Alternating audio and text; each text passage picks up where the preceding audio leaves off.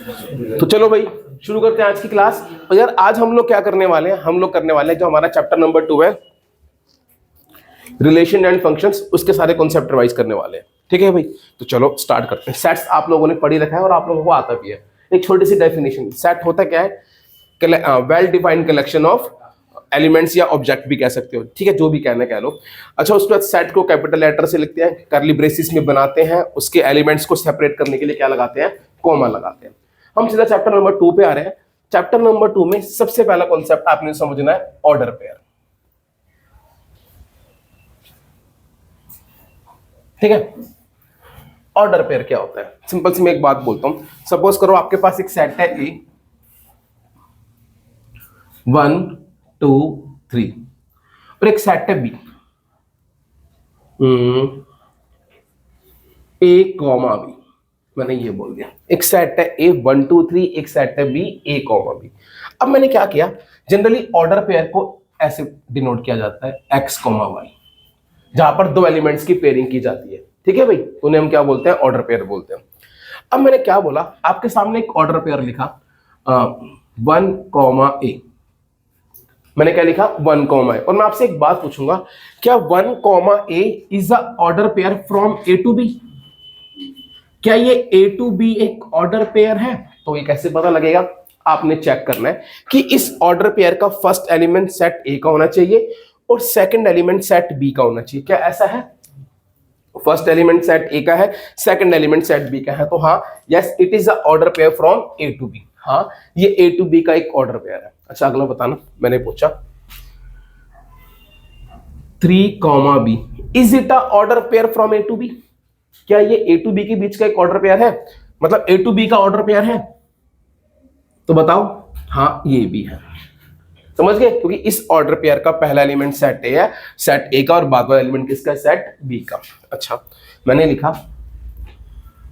A comma 3, is it a order pair, is it a order pair from B to A? क्या ये B to ए का order pair है? तो check करते हैं। पहले वाले जो पहला वाला एलिमेंट है वो सेट बी का होना चाहिए, बाद वाला सेट ए का। तो हाँ, पहला वाला सेट बी का है, बाद वाला सेट ए का। अच्छा, अगला, क्या A comma B is a order pair from B to B? क्या ये बी टू बी का एक ऑर्डर पेयर है, बी से बी का? बताओ, है ना, बी टू बी का भी क्या है, ये एक ऑर्डर पेयर है। बात सही है, समझ गए। अच्छा, ये पूछता हूं, क्या ए, अच्छा 3 comma C is a order pair from A to C? क्या ये ए टू सी का एक ऑर्डर पेयर है? बताओ। ये नहीं है, क्यों? क्योंकि पहला वाला एलिमेंट तो सेट ए का है, बाद वाला क्या, सेट सी का, बी सॉरी, बट बाद वाला सेट बी का नहीं है, तो ये ए टू बी का एक ऑर्डर पेयर नहीं है। तो ऑर्डर पेयर समझ में आ गया। कैसे चेक करते हैं कि किन दो सेट से बिलोंग करता है, इसके बाद। अच्छा, इफ अगर कोई दो ऑर्डर पेयर्स इक्वल होते हैं, if A comma B is equal to x comma y, तो पता है इसका क्या मतलब होता है? इसका मतलब होता है कि जो इस ऑर्डर पेयर का फर्स्ट एलिमेंट इसके इक्वल होगा और इसका सेकंड एलिमेंट किसके इक्वल होगा, इसके इक्वल होगा। ठीक है, छोटी सी बात समझ में आ गई, जैसे हमने पहले भी किया ये। ठीक है भाई, चलो चलो एक क्वेश्चन दे देता हूं, find x and y, find x and y if क्या 2x comma y minus 1 equals to 4 comma 5। निकाल सकते हो। क्या हो जाएगा अगर ये दोनों इक्वल है? तो मैं कह सकता हूं ऑन कंपेयरिंग 2x किसकी इक्वल हो गया, 4 के, एंड y माइनस 1 किसकी इक्वल हो गया, 5 के। तो यहां से x की वैल्यू कितनी आ गई, 4/2 यानी 2, और यहां से y की वैल्यू कितनी आ गई, 5 + 1 यानी 6। समझ गए? बात सबको समझ में आ गई? ठीक है, अब नेक्स्ट टॉपिक लिखो जो हमारे लिए बहुत इंपॉर्टेंट टॉपिक का नाम है कार्टेशियन प्रोडक्ट। लिखो, देखो भाई, टॉपिक है कार्टेशियन प्रोडक्ट। अब इसको समझते हैं, ये क्या होता है पहले बता दूं मैं है क्या। मान लो आपके पास एक सेट है ए कॉमा बी और एक सेट है बी 1,2,3। तो ए और बी के बीच का जो कार्टेशियन प्रोडक्ट है वो पता है कैसे डिनोट किया जाएगा, ऐसे ए क्रॉस बी। ए क्रॉस बी से भी लिख सकते हैं और बी क्रॉस ए से भी। इसका मतलब हो जाएगा Cartesian product from A to B, और बी क्रॉस ए का मतलब हो जाएगा Cartesian product from B to A. अब सुनना, ए क्रॉस बी कैसे निकालें। अब बेसिकली जो कार्टेशियन प्रोडक्ट है इसके बारे में एक बात लिख लो, set of all order pairs from set first to set second. ठीक है भाई, सेट फर्स्ट से लेके set second, set first to set second के बीच में जितने भी ऑर्डर पेयर हो सकते हैं उन सभी का क्या एक सेट क्या कहलाता है तुम्हारा, कार्टेशियन प्रोडक्ट कहलाता है। तो अगर मैं बात करूं ए क्रॉस बी की, तो यहां पर एक ब्रेसिस बना हुआ है, सेट बनाना है। अब ए और बी के बीच में जितने भी ऑर्डर पेयर्स हो सकते हैं उन सबको लिख दो, लाइन वाइज लिखते हैं। एक हो सकता है ए कॉमा 1, ठीक है, एक हो सकता है ए कॉमा 2, एक हो सकता है ए कॉमा 3। बात समझ में आ गई। सिमिलरली एक हो सकता है बी कॉमा 1, एक हो सकता है बी कॉमा 2, एक हो सकता है बी कॉमा 3। बात समझ में आ गई सबको। क्या ए और बी के बीच में कोई और ऑर्डर पेयर हो सकता है क्या, नहीं हो सकता। तो ये क्या है, set of all order pair from A to B. तो ये क्या है, ए क्रॉस बी, मतलब ए टू बी का कार्टेशियन प्रोडक्ट। ठीक है, दूसरी बात एक चीज और समझनी है। अच्छा, कार्टेशियन इसे बोला जाता है रोस्टर फॉर्म। ये तो सबको पता है, लिस्ट जिसमें वाली फॉर्म जिसमें एलिमेंट लिस्ट की फॉर्म में होते हैं उन्हें क्या कहा जाता है यार, रोस्टर फॉर्म कहा जाता है। लक्ष्य बेटा यहां देख, समझ में आ रहा है सब, ठीक है।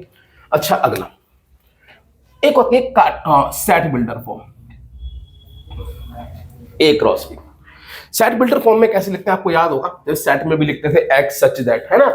अब जो कार्टेशियन प्रोडक्ट है ये क्या है, सेट ऑफ ऑर्डर पेयर्स। तो यहां पे कैसे लिखा जाएगा, A cross B is equal to x comma Y. पहले बता दिया सेट ऑफ ऑर्डर पेयर है, इसके बाद सच दैट। अब कार्टेशियन प्रोडक्ट में जो पहले वाले एलिमेंट होते हैं वो कौन से वाले सेट के होंगे, पहले वाले के। तो X comma Y such that x belongs to A and Y belongs to B. तो this is the set builder form of Cartesian product. समझ गए। अच्छा, एक फॉर्म और होती है जिसे हम लोग बोलते हैं, ये था सेट बिल्डर फॉर्म।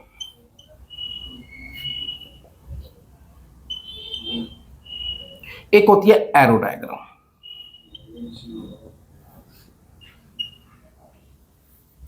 देखो भाई, एरो डायग्राम कौन सी होती है, जब किन्हीं भी दो सेट का कार्टेशियन प्रोडक्ट बना रहा हूं, पहले यहां पर सर्कल फिर यहां पे सर्कल, पहले वाले सर्कल में पहला सेट, दूसरे वाले में दूसरा सेट। समझ गई। इसमें पहले सेट के एलिमेंट कौन कौन से आएंगे, ए और बी। इसमें दूसरे सेट के एलिमेंट 1 2 3। अब बेसिकली अगर इनकी पेयरिंग करनी है, कार्टेशियन प्रोडक्ट में होता क्या है, पहले सेट का हर एक एलिमेंट दूसरे सेट के हर एक एलिमेंट से पेयर होता है। तो सेम वही चीज, ए की 1 के साथ, ए की 2 के साथ, ए की 3 के साथ, बी की 1 के साथ, बी की 2 के साथ और बी की 3 के साथ। तो ये क्या है, तीसरा मेथड एरो डायग्राम। सारी बातें समझ में आ गई, पक्का आ गई, अच्छे से आ गई कि रोस्टर फॉर्म में ऐसे लिखा जाता है, सेट बिल्डर फॉर्म में ऐसे और एरो डायग्राम में ऐसे। अब एक छोटी सी बात और देखो भाई, इस ए क्रॉस बी में कितने एलिमेंट है, 1 2 3 4 5 6। इसका एक फॉर्मूला भी होता है, क्या होता है, number of elements in A cross B is equal to number of elements in A into number of elements in B. समझ गए। ए क्रॉस बी में कितने एलिमेंट होंगे, जितने एलिमेंट ए में होंगे इंटू जितने एलिमेंट किसमें होंगे, बी में होंगे। सारी बात समझ में आ गई, अच्छे से आ गई। मैं बोलूं सेट ए में 4 एलिमेंट है और सेट बी में 5 एलिमेंट है, तो ए क्रॉस बी में कितने एलिमेंट होंगे, 20 होंगे। सबको बात समझ में आ गई। एक बार नोट करो फिर आगे चलते हैं। चलो अब एक काम करो, मैंने ए क्रॉस बी निकाला है, अब ना मुझे क्या निकाल के दिखाओ, ध्यान देना। अब आप लोग निकालो एक बारी बी क्रॉस ए, निकालो एक बारी। अभी मैंने ए क्रॉस बी निकाला है, अब आप लोग क्या निकालो, बी क्रॉस ए। करो जैसे भी होगा निकालो। देखो भाई बी क्रॉस ए क्या होगा, सबसे पहले सेट बी, फिर सेट ए। अब क्या करेंगे इसको, वन का एक बार पेयरिंग किसके साथ, ए के साथ, फिर वन की पेयरिंग बी के साथ, फिर टू की पेयरिंग ए के साथ, टू की पेयरिंग बी के साथ, थ्री की पेयरिंग ए के साथ, और थ्री की पेयरिंग बी के साथ। समझ गए, ये तुम्हारा बी क्रॉस से आया। अब यहां से एक बहुत इंपॉर्टेंट क्वेश्चन है, is A cross B equals to B cross A? जरा बताना एक बार। कोई भी दो सेट कब इक्वल होते हैं, जब उसमें जो अंदर एलिमेंट है वो सेम हो। तो क्या ए कॉमा वन और वन कॉमा ए सेम है? तो आंसर है नहीं, तभी सेम होता जब इसमें ऑर्डर पेयर का ऑर्डर भी सेम होता। मतलब ये भी क्या होता है, ए कॉमा वन, तो सेम तो नहीं है, तो इसका मतलब है नो। तो यहां से ना एक बात पता लगती है क्या, कि ए क्रॉस बी कभी भी इक्वल नहीं होता बी क्रॉस ए के। इतनी बात समझ में आ गई सबको? अब सुनो आ गई। अब क्या था यार, कभी कभी क्वेश्चन आता है वही ट्रू फॉल्स में या एमसीक्यू में आ जाएगा, इस कार्टेशियन प्रोडक्ट कॉम्यूटेटिव? तो आंसर क्या होगा? वाह नहीं ना, नो बोलो ना, ए क्रॉस बी और बी क्रॉस ए इक्वल नहीं होता ना। इस कार्टेशियन प्रोडक्ट कॉम्यूटेटिव? अब जरा बोलना आंसर। वाह बेटा रोके क्यों बोल रहे हो, थोड़ा तेज बोल रहे हो। इस ओ एक साथ, इस कार्टेशियन प्रोडक्ट कॉम्यूटेटिव? अभी भी आधे बच्चों की आवाज नहीं आई। चलो ठीक है, बात समझ में आ गई? पक्का आ गई ना, ये कॉम्यूटेटिव नहीं होता। अब एग्जाम में आ सकता है। अच्छा यार एक बात का जवाब दो, अब मैं आपसे पूछ लूं, अरे प्लीज बोलो नहीं यार, मैं पूछ लूं कभी कभार, ऐसा मैं पूछ लूं, अब मान लो मैंने कह दिया if A cross B equals to B cross A, अगर ये इक्वल है then what can you conclude about the set A and B? पहला केस, सेट ए और सेट बी क्या होने चाहिए, इक्वल। और दूसरी बात, इनमें से कोई एक नल सेट हो तो भी क्या होगा, इक्वल हो। ए क्रॉस फाइव भी क्या होता है, फाइव। या तो ये दोनों इक्वल होने चाहिए या एनी वन ऑफ देम क्या होना चाहिए, नल सेट होना चाहिए। Any one of them is null set. बात समझ में आ गई? चलो अब एक चीज और यार, सारी बातें यहां तक समझ में आ गई ना? अच्छा अगला एक काम और करना, एक बार बी क्रॉस बी निकाल के दिखाना। निकालो बी क्रॉस बी, जल्दी निकालो।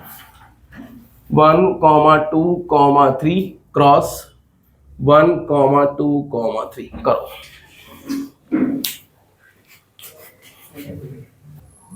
तो यार सबसे पहली बात, बी क्रॉस बी में कितने एलिमेंट आएंगे, 3 क्रॉस 3 कितने, 9।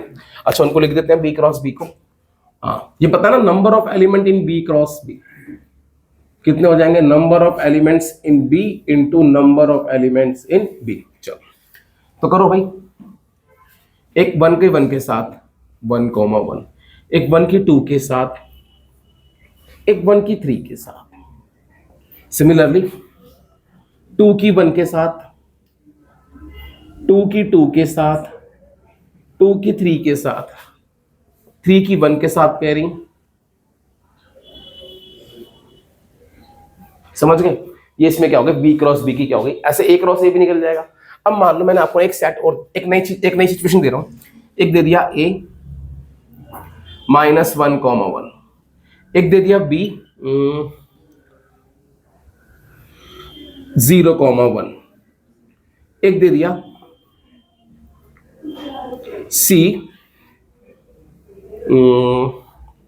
-1,0। सपोज ये मैंने 3 सेट दे दिए। अच्छा मैंने आपको पता क्या बोला, क्या निकालो, एक बार ये निकालना, ए क्रॉस बी क्रॉस सी। अच्छा एक फॉर्मूला और लिख लो, अगर 3 सेट हो तो number of elements in n A cross B cross C is equal to हो जाएगा number of elements in A, number of elements in B, number of elements in C. चलो ये निकालो, A cross B cross C निकालो फटाफट से। चलो बात करते हैं किसकी, A cross B cross C की। अच्छा इसमें एलिमेंट्स कितने आएंगे? Na into N B into n C, 8 आएंगे। चलो -1,1 फिर क्रॉस 0,1 फिर क्रॉस -1,0। अब ध्यान देना, जल्दबाजी नहीं करनी, पहले दो कर लो। -1 की 0 के साथ -1,0, फिर -1 की 1 के साथ, फिर 1 की 0 के साथ, फिर 1 की 1 के साथ। अब ये मैंने पहले दो सेट की पेयरिंग कर ली। अब ध्यान देना, इसकी इसके साथ, इस वाले ऑर्डर पेयर की इसके साथ, तो क्या बन जाएगा? ट्रिपलेट बन जाएगा। -1,0, -1। अगला इसकी इसके साथ, तो क्या हो जाएगा? -1,0, -0। ओ, इसको स्मॉल ब्रेसेस में लिखना है। अगला अब इसकी क्या बन जाएगा? -1,1, -1। अगला -1,1, -0। अगला 1,0, -1। अगला 1,0, 0। अगला 1,1, -1। अगला 1,1, 0। समझ गए? बात समझ में आ गई? बनाने आ गई सबको? ऐसे अगर 3 सेट आए तो कर सकते हो। एक बारी और करना यार बेटा, एक बारी निकालना ये। मैंने A cross B cross C बोला था, इस बार निकाल के दिखाओ। A cross A cross A निकालो।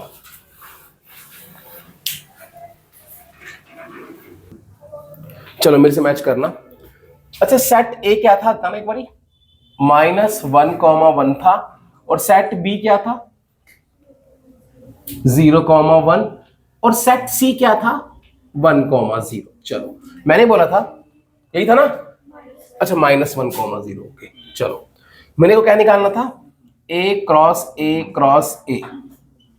तो सेम वही पहले किन्हीं दो को कर लो।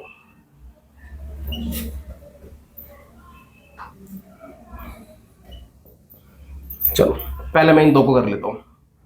पहला आएगा -1, -1। अगला -1,1। अब इसकी इन दोनों के साथ 1, -1 और 1,1। चलो अब इन दोनों का हो गया, क्या बचा? -1,1। अब इसकी इसके साथ -1, -1। अब इसकी उसके साथ -1, -1,1। अब इसके साथ -1, -1। अगला -1,1,1।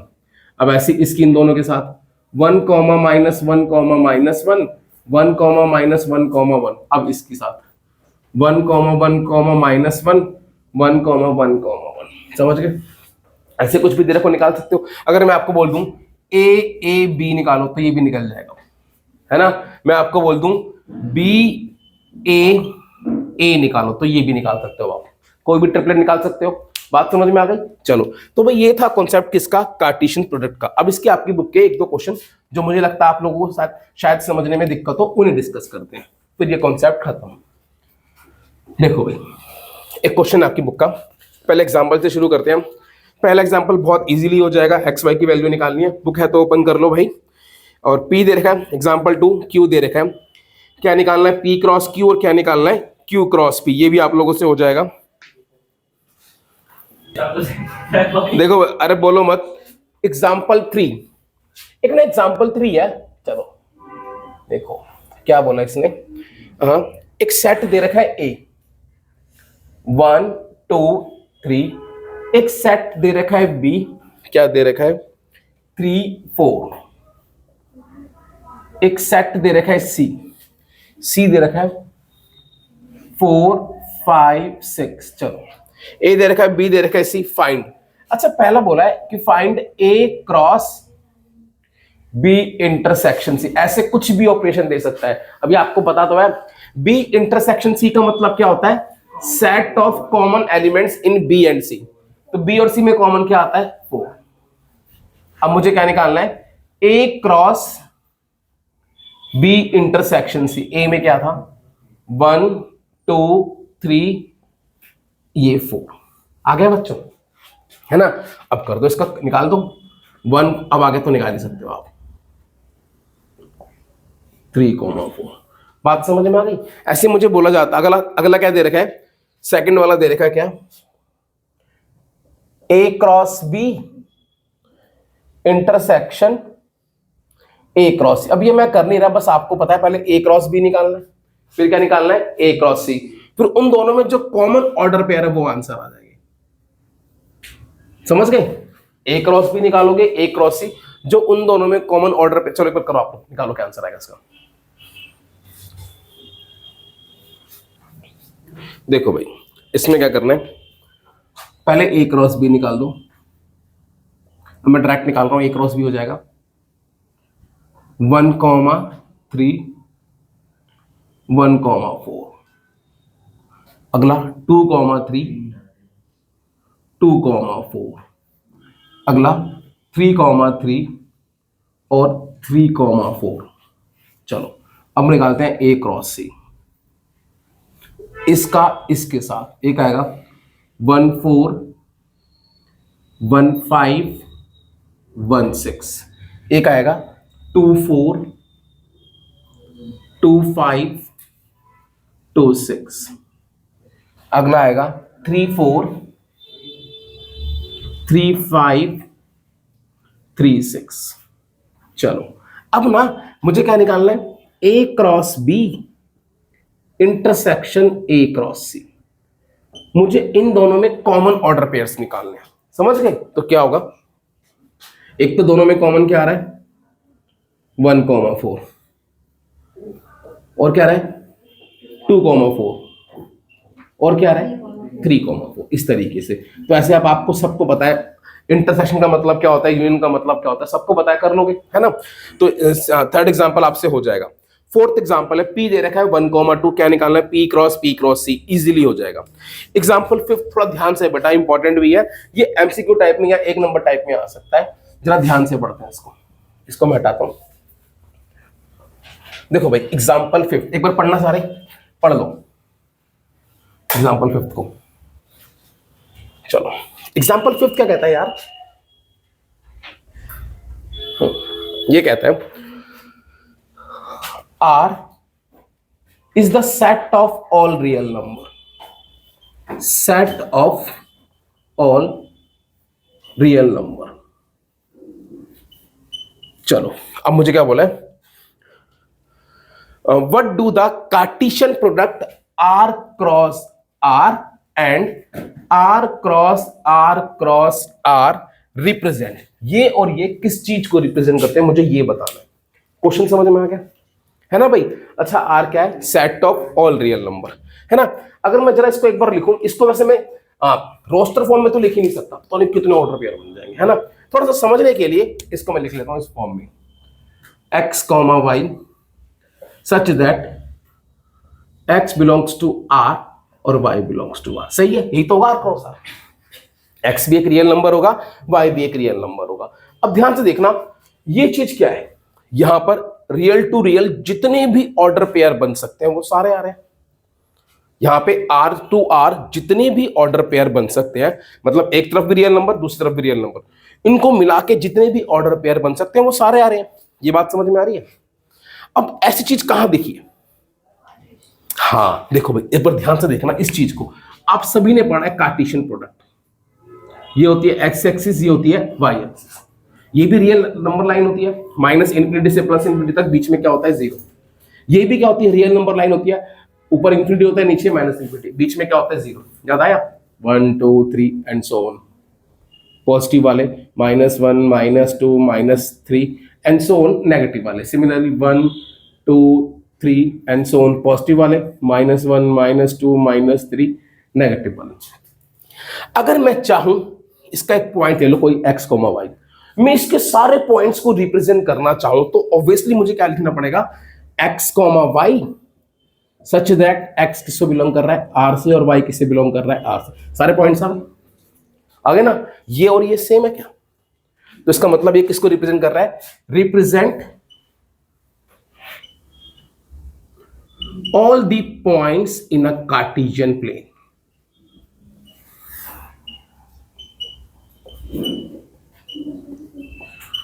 ये समझ में आया क्या? आ गया? अब या टू, अब इसको कार्टेशियन प्लेन को बेटा टू डायमेंशनल प्लेन भी बोलते हैं। अच्छा अच्छा, ठीक है ठीक है, हाँ ठीक है। इसको बट हम तो कुछ भी लिखा हुआ हो सकता है, समझ गए? अब सिमिलरली आर क्रॉस आर में क्या होगा, हमने पढ़ा जहां पर एक्स वाई और जेड एक्सिस होती है ना भाई? तो यहां पर ये किसको रिप्रेजेंट करेगा? R cross three dimensional geometry में जितने भी पॉइंट होंगे, है ना भाई? तो लिखो इसकी वैसे फॉर्म ये हो जाएगी x comma y comma z such that x belongs to R, और ये किसको रिप्रेजेंट करेगा? 3D ज्योमेट्री में represent all points in 3D geometry. समझ गए? बात समझ में आ गई? ये एक नंबर में आ सकता है, तो इस चीज को ध्यान रखना। अच्छा चलो नेक्स्ट चलते हैं। अच्छा, 3 डायमेंशनल स्पेस भी बोल सकते हैं, 3D ज्योमेट्री या 3 डायमेंशनल ज्योमेट्री या 3 डायमेंशनल स्पेस। बुक में ये लिखा हुआ है तो इसलिए मैं ये लिख देता हूं। चलो अब आगे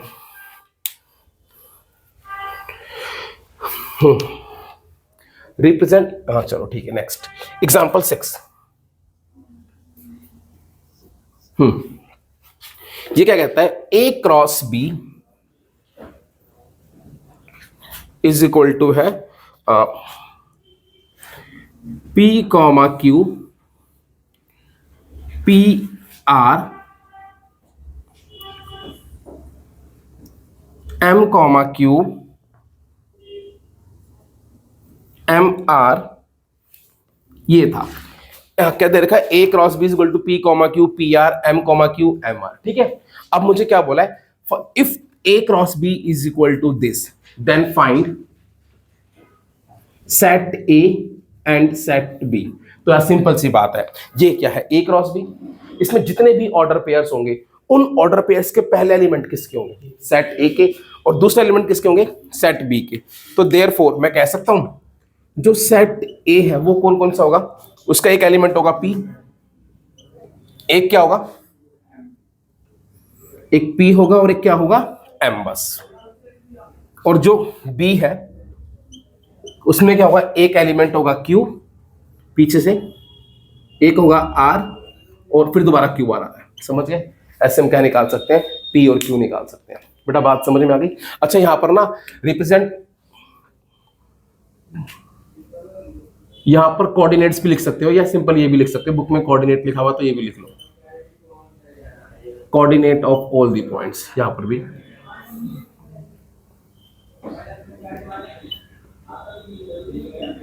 समझ में आ गई बात? आ गई? अब ना जो आपकी बुक है 2.1, इसके ऑलमोस्ट आपसे सारे क्वेश्चन होंगे। एक बार जो क्वेश्चन नंबर 4 है ना, उसका फर्स्ट पार्ट देखना, क्या वो ट्रू है? इसने बोला है state whether each of the following statement are true और फॉल्स। अगर ट्रू है तो ठीक है, अगर फॉल्स है तो उसको सही करके लिखो। P दे रखा है M कॉमा N, Q दे रखा है N comma M, then P cross Q। क्या P क्रॉस Q इसके इक्वल होगा? पहली बात बताओ। नहीं, उसमें 4 एलिमेंट्स आएंगे तो इसमें 2 ही है, तो गलत है, तो उसको सही करके लिख देना। बात समझ में आ गई सबको? नेक्स्ट अगला लक्ष्य भाई, समझ में आ रही है बात? पक्का? चलो अगला A दे रखा है, एक सेकंड है, A and B are non empty set. A और B कैसे सेट है? Non empty. Then A cross B is a non empty set of ordered pair x comma y such that x belongs to A and y belongs to B। अच्छा, A और B क्या है? दो non empty set है, तो A cross B भी क्या होगा? एक नॉन एम्प्टी होगा, सीधी सी बात है। और जो A क्रॉस B क्या होगा? Non empty set of order pair x comma y। इसमें x किसका एलिमेंट होगा? सेट A का, y किसका होगा? सेट B का। तो यही तो बोला है, सही है। अगला A दे रखा है, B दे रखा है, तो A cross B intersection 5 is equal to 5, तो सही है। B इंटरसेक्शन 5 कितना होगा? 5, और A क्रॉस 5 कितना हो जाएगा? 5। चलो नेक्स्ट अगला, 5th भी हो जाएगा, आप 6th भी हो जाएगा, 7th भी हो जाएगा, 8th भी हो जाएगा, 9th भी हो जाएगा आप लोगों से। बाकी सारे क्वेश्चन आपसे हो जाएंगे, ठीक है? चलो अच्छा, एक बार 10th क्वेश्चन देख लो इसका, ठीक है? इसका एक बार 10th क्वेश्चन देख लो अपनी एक्सरसाइज का। बाकी सारे क्वेश्चन बट आपसे हो जाएंगे, कोई नहीं हो तो आप मेरे से फिर भी डाउट ले लेना नेक्स्ट क्लास में, बट एक बार पहले खुद ट्राई करना। 10th देख लो क्या है। 10th क्वेश्चन है, the Cartesian product A into A has 9 element. अच्छा, ए क्रॉस ए में कितने एलिमेंट है? 9। अच्छा, ए क्रॉस ए में 9 एलिमेंट है, तो क्या आप मुझे बता सकते हो ए में कितने एलिमेंट है? 3। कैसे निकाला? इसको मैं ऐसे लिख सकता हूं, n A into N A कितना? 9। एन ए का होल स्क्वायर 9, तो एन ए कितना आ जाएगा? इसका स्क्वायर रूट 3। समझ गए? अब इसने मुझे बोला है among which are found -1, 0 and 0, 1। इसने क्या बोल दिया? -1, 0 एंड 0, 1 किसके अंदर है? R in A cross A. यही तो बोला, इसमें 9 एलिमेंट है, उनमें 2 एलिमेंट ही है। समझ गए? अब मुझे क्या बोला है? Find the set A. Set ए निकालो। कैसे निकलेगा? पहले वाले एलिमेंट भी सेट ए के है, बाद वाले भी सेट ए के है। तो सेट ए में एक तो -1 आ गया, एक 0 आ गया, एक 1 आ गया। समझ गए? अब ए क्रॉस ए आ चुका है ना? अब ए क्रॉस ए आ जाएगा। इसने बोला था ए निकालो और बाकी बचे हुए एलिमेंट, तो बाकी 7 एलिमेंट भी और लिख देना। समझ गए? तो ये था भाई कार्टेशियन प्रोडक्ट। अब बात करते हैं कि इसकी रिलेशन की। चलो चलो अब नेक्स्ट टॉपिक है क्या? रिलेशन।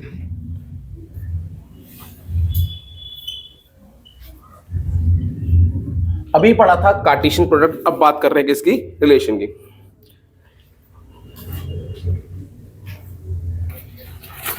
चलो एक सिंपल सी बात लिख लो, relation from set A to set B is a subset of their Cartesian product।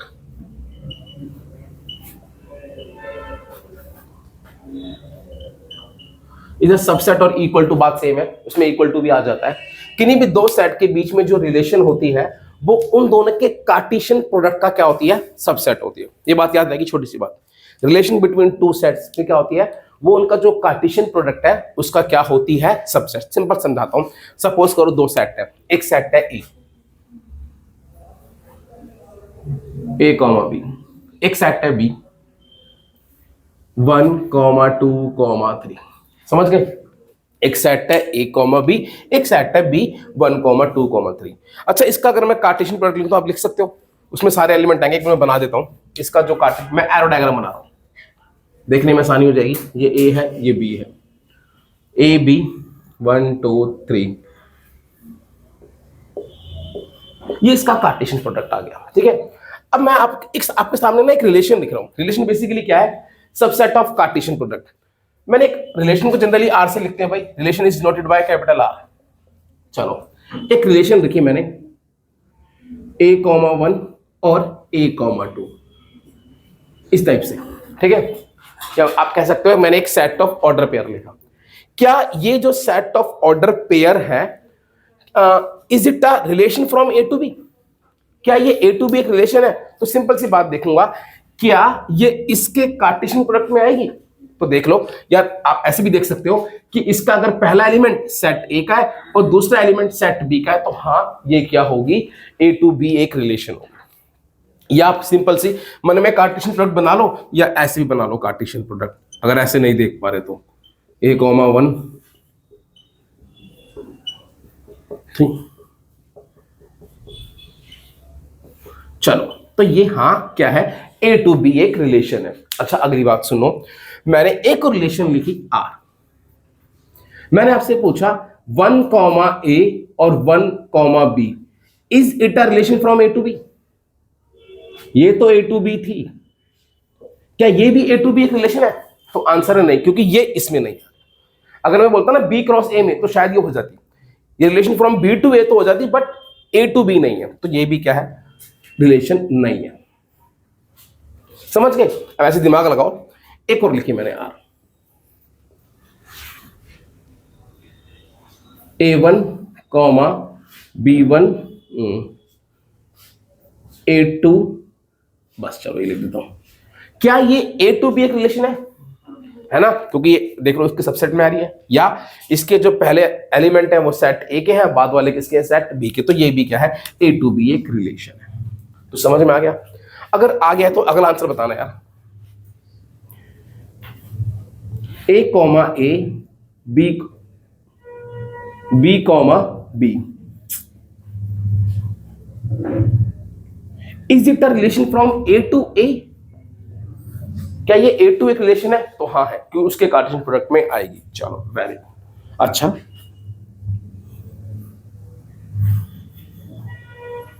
2 comma A और 3 comma A, is it a relation from B to A? हाँ, ये भी क्या है, बी टू एक रिलेशन है, उसके कार्टेशियन प्रोडक्ट में आएगी। अच्छा, एक और,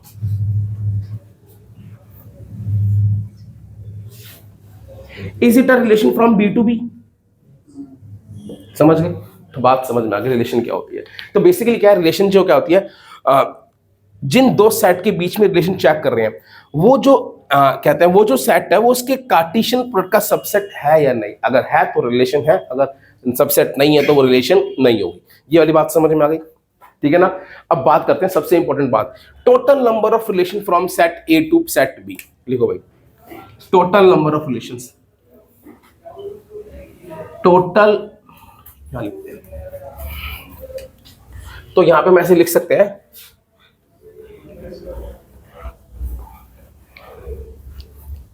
relation from A to B is subset of their cartesian product. ऐसे भी लिख देते हैं, यहां पर इक्वल टू भी लगा देते हैं, कोई दिक्कत नहीं है, ठीक है। चलो अब बात करते हैं total number of relations from set A to set B. Set A to set B total number of relations कितनी हो सकती हैं?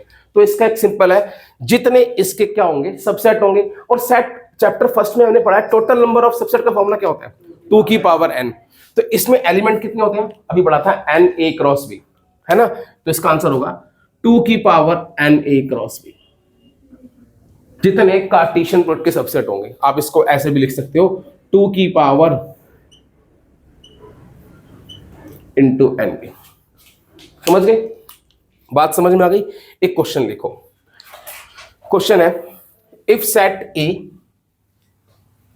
Has 2 element, if set A has 2 element and set B has 3 element, if set A has 2 element and set B has 3 element, then find the number of relations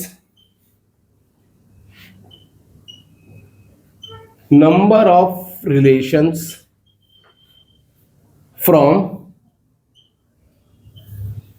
पहला set A to set B, दूसरा set A to set A, third set B to set B, और fourth set B to A. पहले आप लोग करो। चलो बात करते हैं इसकी, number of relation from set A to set B कितनी हो जाएंगी, एन ओ 2 की power n A cross B या n A into N B. तो 2 की पावर एन ए कितना है, 2 इंटू 3 कितना हो गया, 6, यानी 32। Number of relation from A to A, ओ 64।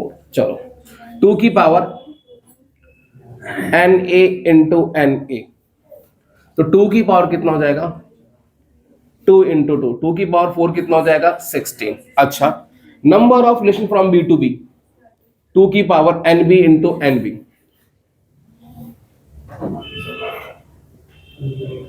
3 इंटू 3, तो 2 की पावर 9 कितना आ गया, 512। बी टू ए 2 की पावर क्या हो जाएगा, N B into N A, तो 2 की पावर कितना हो जाएगा, 3 इंटू 2, यानी 2 की पावर 6, यानी 64। समझ गए भाई? एक नंबर का क्वेश्चन ऐड कर सकते हो। चलो अब आगे, एक रिलेशन बनाते कैसे हैं, ठीक है? चलो ये समझते हैं। एक क्वेश्चन लिखते हैं यार, इसमें काफी सारे कॉन्सेप्ट आ जाएंगे, रिलेशन के सारे कॉन्सेप्ट आ जाएंगे बेटा। चलो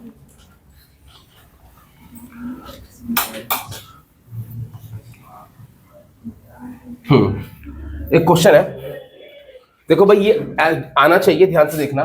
क्वेश्चन है define a relation from set A to set A, या ऐसे भी हो जाता है define relation on set A. जब सिंगल सेट होगा तो ऐसे दे देगा, या from set A to set A, मैं लिख देता हूं, ऐसे दे सकता है, या from A to A. Define a relation on set A from A to A, define a relation R where, यहां पे बेटा आर भी लिख लो, where r equals to x comma y such that y equals to x square and where x comma y belongs to a। obviously जब ये किस पे लगी हुई है, सेट a पे लगी हुई है, तो x comma y किससे बिलोंग करेंगे, सेट a से। And set a equals to है 1 2 3 से लेके 10 तक। समझ गए? देखो इस टाइप के क्वेश्चन कैसे करते हैं, सॉल्यूशन। चलो सबसे पहली बात, ये जो रिलेशन है किस पे लगी हुई है, ए टू ए पे। मतलब इस रिलेशन में जो ऑर्डर पेयर आएंगे, पहले वाले भी एलिमेंट किसके होंगे, सेट ए के, और बाद वाले भी किसके होंगे, सेट ए के। ये बात समझ में आ रही है? तो ध्यान देना। अब यहां पर इन दोनों एलिमेंट्स के बीच में रिलेशन क्या है कि जो बाद वाला एलिमेंट है वो किसका होना चाहिए, पहले वाले का स्क्वायर, और ये दोनों किसके एलिमेंट होने चाहिए, सेट ए के। जरा ध्यान देना, आर जब x की वैल्यू 1 होगी तो y कितना होगा, 1। और मैंने x की वैल्यू 1 क्यों लिए, क्योंकि x और y दोनों किसके एलिमेंट है, सेट ए। 1 के अलावा सबसे स्मॉलेस्ट वैल्यू 1 ही होगी, तो एक हो गया 1,1। अच्छा जब x की वैल्यू 2 होगी तो y की वैल्यू कितनी होगी, 4। Very good. जब x की वैल्यू 3 होगी तो y की वैल्यू कितनी होगी, 9। चलो जब x की वैल्यू 4 होगी तो y की वैल्यू 16। क्या ये पॉसिबल है, नहीं, क्योंकि x और y किसके एलिमेंट है, सेट ए के। तो ये रिलेशन यहीं पे खत्म हो जाएगी। मतलब वो सारे एलिमेंट्स ले लो जो इस कंडीशन को सेटिस्फाई करते हैं। बात समझ में आ रही है बच्चों? अब सुनना, अब यहां पर कुछ बातें बोल देगा। ये तो मैंने इसकी रोस्टर फॉर्म बना दी। क्या बोल दिया उसने बोल दिया कि इसका एरो डायग्राम बनाओ। किसी भी रिलेशन का एरो डायग्राम कैसे बनाते हैं, ये किस पे लगी हुई है, ए टू ए, तो पहले वाला एलिमेंट, पहले वाले सेट के लिए एक सर्कल बनाओ, दूसरे वाले के लिए भी एक सर्कल बनाओ। थोड़ा सा बड़ा बना लो क्योंकि 10 एलिमेंट है। चलो यहां पर भी सेट ए लिखेंगे, यहां पर भी सेट ए लिखेंगे। 1 2 3 4 5 6 7 8 9 10। 1 2 3 4 5 6 7 8 9 10। चलो अब ध्यान देना, इस रिलेशन में 1 किससे लिंक है, 1 से। 2 किससे लिंक है, 4 से। 3 किससे लिंक है, 9 से। ये क्या बन गया, इसका एरो डायग्राम बन गया। बच्चों बात समझ में आ गई? अब कुछ बातें पूछेगा। सबसे पहली बात, अगर आपसे किसी भी रिलेशन की डोमेन पूछ ले, पहले सुन लो डोमेन क्या होती है। Set of all the elements of first set. क्या, set of all the elements of first set which are used in relation। मतलब फर्स्ट एलिमेंट के वो एलिमेंट्स जो रिलेशन में यूज हो रहे हैं उनका सेट। यानी यहां पर डोमेन क्या होगी, 1 2 3। समझ गए? फर्स्ट सेट के वो एलिमेंट्स जो रिलेशन में यूज हो रहे हैं वो क्या कहलाते हैं, डोमेन कहलाते हैं। याद रखिए बात, अगर लिखना है तो लिख लेना, set of all the elements of first set which are used। लिख लो यार, चलो, set of all the elements of first set which are used in relation। जो हमारे रिलेशन में क्या हो रहे हैं, यूज हो रहे हैं। समझ गए? अब नेक्स्ट टॉपिक लिखो, रेंज। Range of relation. पहले लिख लो, set of all the elements, set of all the elements of second set, set of all the elements of second set which are used in relation। समझ गए? Second set के वो सारे elements जो relation में यूज हो रहे हैं उनका जो सेट है वो तुम्हारा क्या कहलाता है यार? रेंज कहलाता है। जैसे सुनो, यहां पर सेकंड सेट क्या है? ये है, इसके कौन कौन से यूज हो रहे हैं? 149। समझ गए? ये क्या आ गई? इसकी रेंज आ गई। अच्छे से बात सबको समझ में आ गई? अच्छा, एक और लिखो, codomain.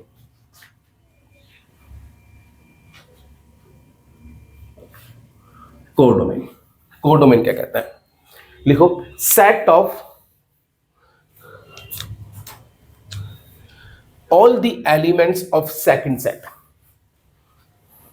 Set of all the elements of second set whether they are used और नॉट। मतलब सेकंड सेट के सारे एलिमेंट चाहे वो यूज हो या ना हो। बात समझ में आ गई? हाँ, इस साइड एक इज कॉल्ड कोडोमेन, या आप यूं भी कह सकते हो और लिख के लिख लो, complete set, complete second set is called codomain. ठीक है? तो यहां पर जो कोडोमेन है वो तुम्हारे क्या है? पूरा का पूरा सेट बी, यानी ये वाला सेट 1 से लेके, सारी बातें समझ में आ गई? डोमेन क्या होता है, रेंज क्या होती है और कोडोमेन क्या होती है। एक छोटी सा कॉन्सेप्ट और सीखो, इमेज का। देखो इमेज, मैं बोल दूं इमेज ऑफ 1 की इमेज क्या होगी? अच्छा भाई, आप एक बात और सुन लो, डोमेन और रेंज यहां से भी देख सकते हो। इन ऑर्डर पेयर के पहले एलिमेंट्स क्या बनाते हैं? डोमेन। इन ऑर्डर पेयर के सेकंड एलिमेंट क्या बनाते हैं? रेंज। लेकिन कोडोमेन के लिए आपको यहां देखना ही पड़ेगा कि सेकंड सेट क्या है। सही है? चलो, अच्छा, इमेज ऑफ 1, इमेज का कॉन्सेप्ट क्या है? इस रिलेशन में जो 1 है वो किससे लिंक्ड है, किससे रिलेटेड है? तो 1 से। मैं आपसे पूछूं इमेज ऑफ 2 क्या होगी? 2 किससे रिलेटेड है? 4 से। इमेज ऑफ 3 क्या होगी? 9। हाँ जी, समझ में आया सबको? अच्छे से आ गया। अब इतना करने के बाद एक होता है प्री इमेज का कॉन्सेप्ट। अच्छा, मैं आपसे पूछ लूं इमेज ऑफ 4 क्या है? क्या लिखोगे आप? अगर नलायक को 0 मत लिखना, 5 लिखना। 0 मत लिख देना, वही मैं चेक कर रहा था, 0 नहीं लिखनी। क्या लिखोगे? 5।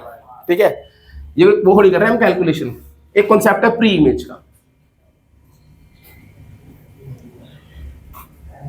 Pre image of 1, pre image का मतलब होता है इसकी, हम बात कर रहे हैं रेंज वाले एलिमेंट की। ये किससे रिलेटेड है? 1 से। मतलब इसकी डोमेन क्या है आप कह सकते हो? 1। प्री इमेज ऑफ 4, 4 किससे? 2 से। 4 किसकी इमेज है? 2 की। प्री इमेज का कॉन्सेप्ट समझ में आ गया? मैं आपसे पूछ लूं प्री इमेज ऑफ 9 क्या आ जाएगा? 3। और प्री इमेज ऑफ 10 5। समझ गए? सारे कॉन्सेप्ट समझ में आ गए अच्छे से? पक्का? एक क्वेश्चन दे रहा हूं बेटा ऐसा, एक आप लोग का, ये नोट कर लिया सबने? Define a relation R from set A to set B where r is equal to x comma y such that y is equal to twice of x, where x belongs to a, obviously x a का belong करेगा और y किससे belong करेगा? b से, क्योंकि a to b है। और आपके पास सेट a है 1 2 और 3, और सेट जो b है वो है आपके पास -4 -3 -2 -1 0 1 2 3 4। इस रिलेशन को बनाओ, इसका एरो डायग्राम बनाओ, इसकी डोमेन लिखो, रेंज लिखो, कोडोमेन लिखो, बस करो फटाफट से। देखो भाई, अब मेरे से मैच करना। अच्छा, मुझे रिलेशन बनानी है। अच्छा, तो x की पॉसिबल वैल्यूज क्या क्या हो सकती है? 1 2 3। जब x की वैल्यू 1 होगी तो y की वैल्यू कितनी होगी? 4। क्या इसमें 4 है? क्योंकि a to b है ना 4। तो एक ऑर्डर पेयर क्या बनेगा? 1 4। समझ गए? समझ गए? ओए 1 2। जब x की वैल्यू 1, तो तुम बोल क्यों नहीं रहे हो? 1,2 समझ गए। अच्छा अगला यार, जब x की वैल्यू 2 होगी तो y की वैल्यू कितनी होगी 4। चलो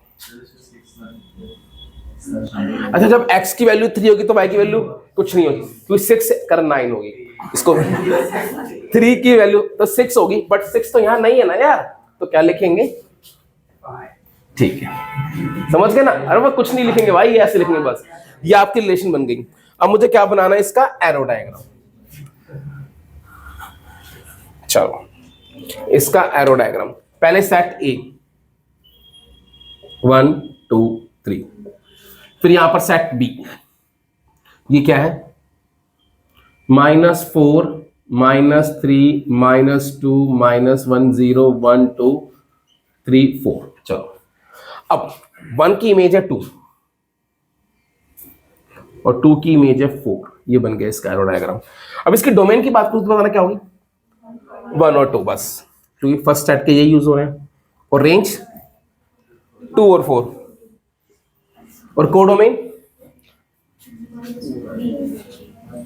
-4 -3 कहां तक है भाई, 4 तक, डॉट डॉट डॉट 3 और 4, समझ गए। चलो तो इस तरीके से बेटा हम लोग क्या बनाते हैं, जो दी हुई कंडीशन है उसको सेटिस्फाई करते हुए सारे ऑर्डर पेयर्स लिखते हैं, और उससे मेरी क्या बन जाती है, रिलेशन बन जाती है। अच्छा मैं आपसे पूछूं, यहां पर 1 की इमेज क्या होगी 2, अच्छा 4 की प्री इमेज क्या होगी 2, समझ गए, मतलब सबको रिलेशन बनानी आ गई। अब ना आपकी जो एनसीईआरटी है इसमें ना, चलो यही कॉन्सेप्ट है रिलेशन का, आपसे सारे क्वेश्चन हो जाएंगे। अच्छा अच्छा अच्छा अच्छा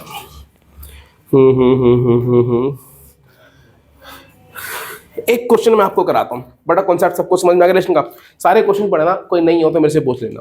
एक क्वेश्चन है आपकी एनसीईआरटी का सेकंड एक्सरसाइज का क्वेश्चन नंबर 9 पढ़ना। चलो यार एक क्वेश्चन पहले आप लोग मुझे करके दिखाओ इसमें भी। अच्छा अच्छा अच्छा अच्छा थर्ड, पहले क्वेश्चन नंबर 3 मुझे करके दिखाओ एनसीईआरटी का, क्वेश्चन नंबर 3 आप लोग करो सारे फटाफट से।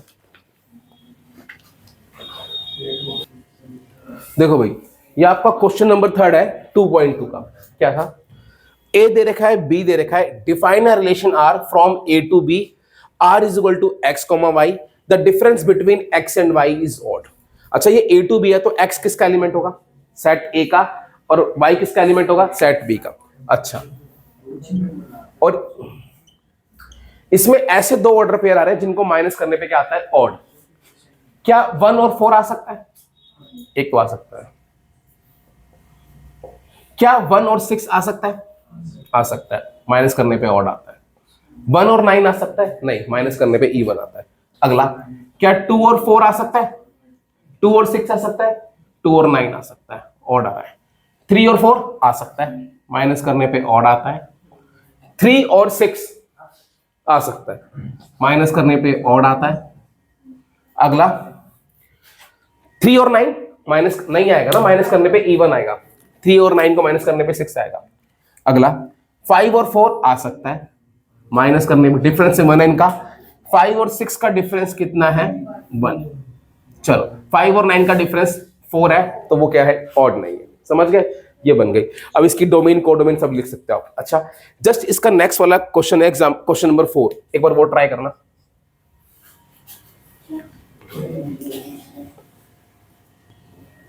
देखो भाई इसमें क्या कह रखा है, ये क्वेश्चन नंबर 4 है 2.2 का। The figure shows a relationship between set P and Q, P और क्यू के बीच में रिलेशन दिखाती है। सबसे पहला इसने बोला right this relation in set builder form. पहला पॉइंट है, इसे किस में लिखना है, सेट बिल्डर फॉर्म में लिखना है। देखो भाई सेट बिल्डर फॉर्म में कैसे लिखा जाता है, सुनना। सेट बिल्डर फॉर्म के लिए आसान तरीका, आप पहले रोस्टर फॉर्म भी लिख सकते हो, नहीं तो आप यहां पर देखो, यहां पर रिलेशन किसके बीच में लगी हुई है, पी और क्यू के बीच में। पहला सेट क्या है, पी, दूसरा वाला क्या है, क्यू। जब भी कभी किन्हीं भी दो सेट के बीच में रिलेशन लगी होगी ना, तो उनके एलिमेंट्स में देखना क्या रिलेशन है। जैसे देखो 5 और 3 में क्या रिलेशन है, इन सब में कुछ ना कुछ कॉमन रिलेशन है। एग्जैक्टली इसको माइनस करने पे ही आ रहा है, 2 इसमें से 2 माइनस करने पे ही आ रहा है। मैं कह सकता हूं this minus this equal to 2, this minus this equal to 2, this minus this equal to 2।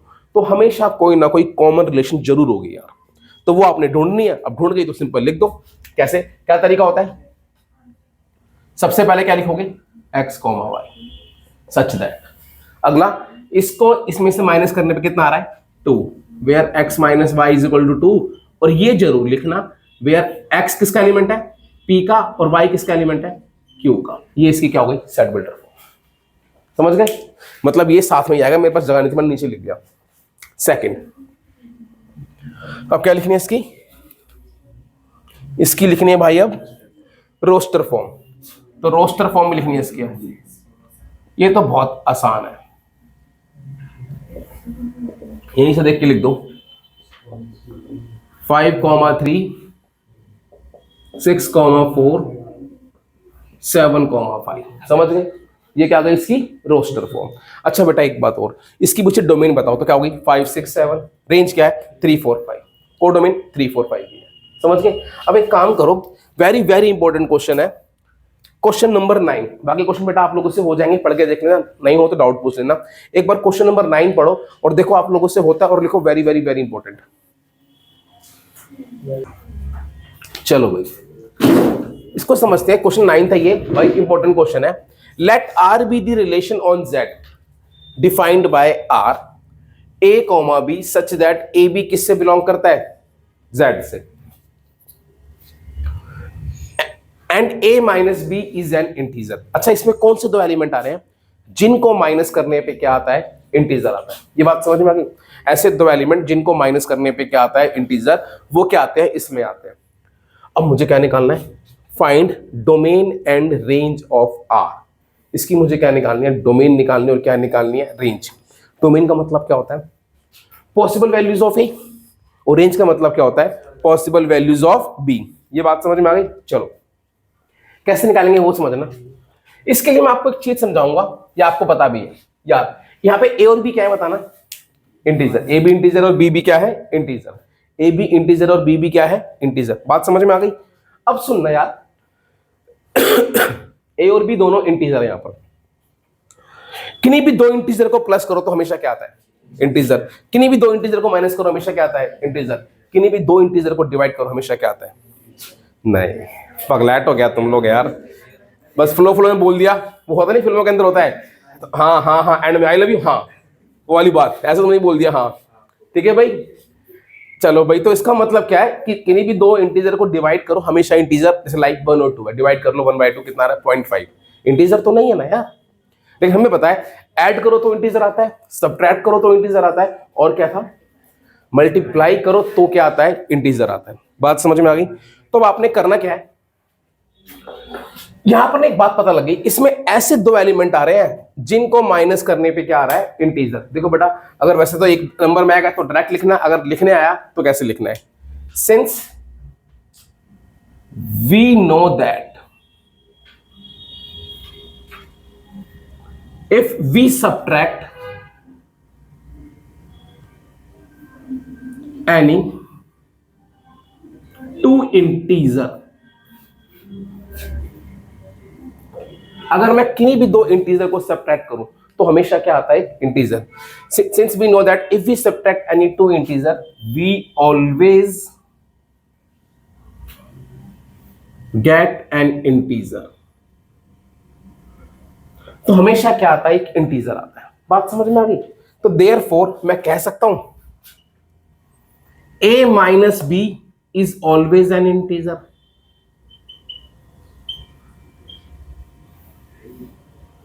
क्योंकि a और b तो इंटीजर है। तो यार मैं इसे ऐसे भी लिख सकता हूं a माइनस बी और बिलोंग्स टू z। बात तो वही है, a माइनस बी कोई ना कोई इंटीजर ही होगा। तो इसका मतलब यहां पर a क्या हो सकता है, a भी कोई भी इंटीजर हो सकता है और b भी कोई भी इंटीजर। तो it implies that a is any integer and b is also any integer। भाई a भी कोई भी इंटीजर है और b भी क्या है कोई भी इंटीजर। अब ध्यान से देखो डोमेन का मतलब क्या होता है पॉसिबल वैल्यूज ऑफ a की क्या क्या possible values, that is domain, है ना। तो अब a की पॉसिबल वैल्यूज क्या है कोई भी इंटीजर, b की पॉसिबल वैल्यू क्या है कोई भी इंटीजर। तो देयरफॉर इसकी जो डोमेन है वो क्या हो गई z, और जो इसकी रेंज है वो भी क्या हो गई z। इसकी डोमेन भी इंटीजर हो गई और रेंज भी क्या हो गई, इंटीजर हो गई। बेटा बात समझ में आई सबको, अच्छे से आ गई, पक्का? तो भाई ये था आपका रिलेशन का टॉपिक, कर सकते हो, है ना? तो अभी हमने 2.1 और 2.2 करिए, लेकिन चलो फंक्शन करेंगे हम लोग नेक्स्ट क्लास में, सही है? तो आज हमने कहां तक करा है, रिलेशन तक करा है, तो फंक्शन के लिए करेंगे एक क्लास और ले लेंगे। तो आज के लिए इतना ही, मिलते हैं फिर नेक्स्ट क्लास में, बाय। अच्छा 2.1 2.2 घर पे जाके देख लेना, कोई डाउट हो तो मेरे से पूछ लेना, बाय।